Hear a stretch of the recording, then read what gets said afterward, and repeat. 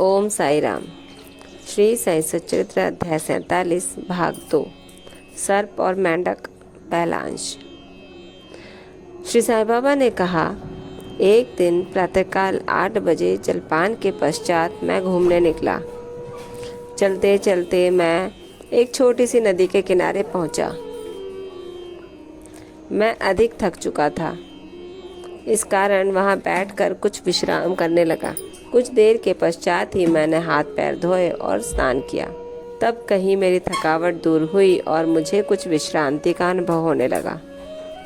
उस स्थान से एक पगडंडी और बैलगाड़ी के जाने का मार्ग था, जिसके दोनों ओर सघन वृक्ष थे।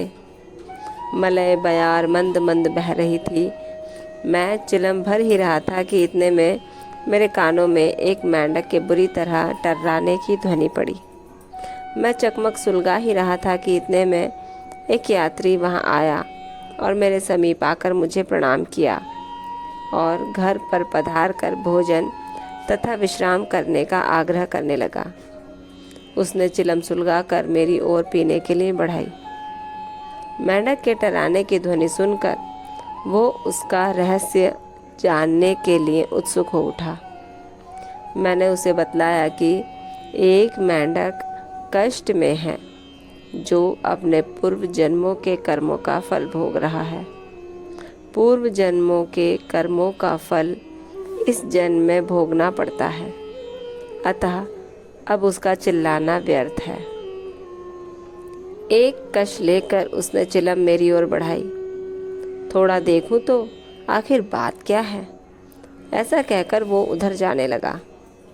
मैंने उसे बतलाया कि एक बड़े सांप ने एक मेंढक को मुंह में दबा लिया है, इस कारण वो चिल्ला रहा। दोनों ही पूर्व जन्म में बड़े दुष्ट थे और अब इस शरीर में अपने कर्मों का फल भोग रहे हैं।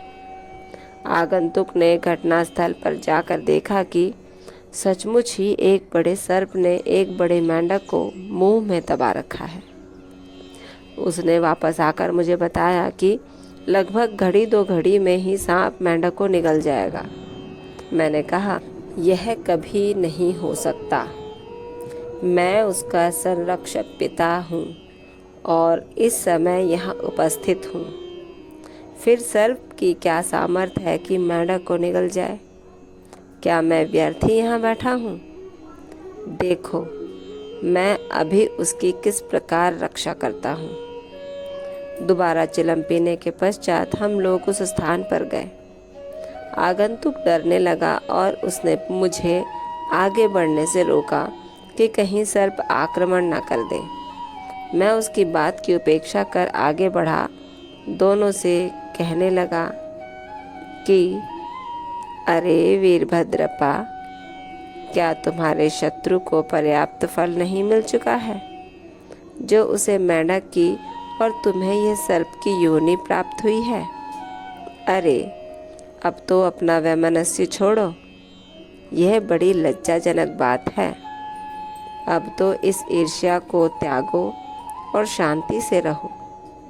इन शब्दों को सुनकर सर्प ने मेंढक को छोड़ दिया और शीघ्र ही नदी में लुप्त हो गया। मेंढक भी कूद कर भागा और झाड़ियों में जा छिपा। ओम साई राम। इस कथा से यही विदित होता है कि बाबा ने स्वयं कहा है कि मैं अपने भक्तों का स्वयं संरक्षक हूँ और मेरे होते हुए मेरे किसी भी भक्त को कोई परेशानी नहीं आ सकती तथा चिंता करने की कोई आवश्यकता नहीं। इसी के साथ ये अंश यहीं समाप्त होता है। कल सर्प और मेंढक का दूसरा अंश का अध्ययन होगा। तब तक ओम साई राम। बाबा आप सब पर कृपा रखें, आपको आशीर्वाद दें और कष्टों से दूर रखें। ओम साई राम।